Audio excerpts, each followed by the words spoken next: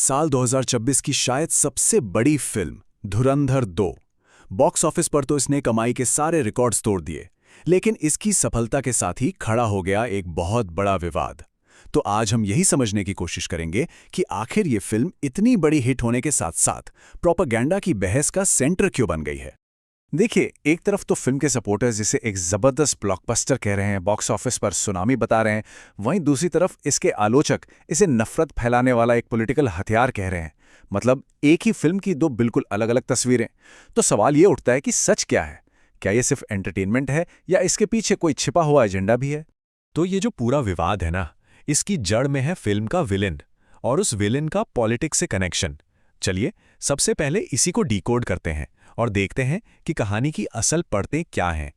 Film का main villain है आतिफ अहमद, और यही कैरेक्टर है जो सारे पॉलिटिकल तूफान के सेंटर में है। आलोचकों का सीधा सीधा आरोप है कि ये किरदार कोई फिक्शन नहीं है, बल्कि असल जिंदगी के एक नेता और माफिया से इंस्पायर्ड है। और बस इसी वजह से ये विवाद इतना गहरा हो गया है।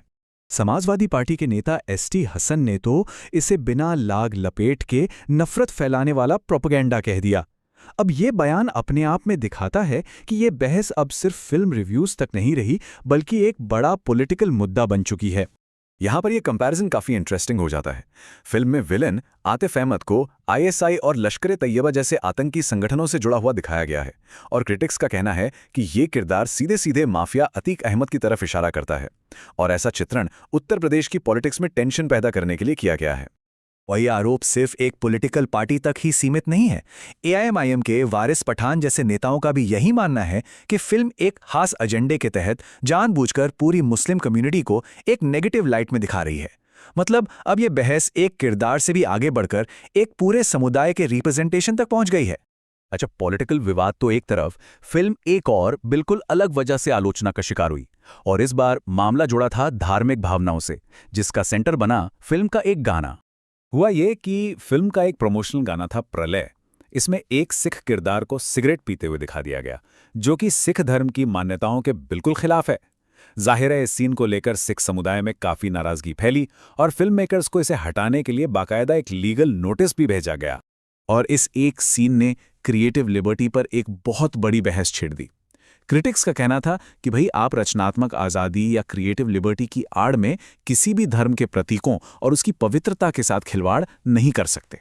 तो किरदारों और धार्मिक भावनाओं से परे इस फिल्म पर कुछ और भी गंभीर आरोप लगे हैं।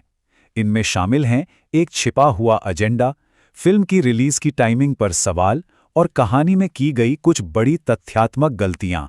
विपक्षी नेताओं का आरोप है कि ये फिल्म एंटरटेनमेंट की आड़ में एक प्रोपेगेंडा है। उनका मानना है कि इसे जानबूझकर कांग्रेस के दौर को बदनाम करने और बीजेपी के पक्ष में एक माहौल बनाने के लिए लाया गया है। साथ ही ये भी आरोप है कि फिल्म समाज में हिंदू मुस्लिम के बीच की खाई को और गहरा करती है। और सबसे बड़ी विडंबना देखिए, एक फिल्म जो दावा करती है कि वो इतिहास को सही कर रही है, उसी फिल्म में एक बहुत बड़ी ऐतिहासिक गलती निकल आई। फिल्म क्रिटिक केआरके ने यह गलती पकड़ी। फिल्म में एक सीन है जहां आतंकी इलियास कश्मीरी को 2023 की खबरें देखते हुए दिखाया गया है, जबकि असल में उसकी मौत तो 2011 में ही हो चुकी थी।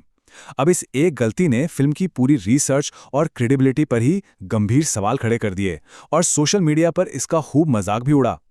तो कुल मिलाकर आखिर में कहानी ये है कि इस एक फिल्म को लेकर देश में दो बिल्कुल अलग अलग खेमे बन चुके हैं।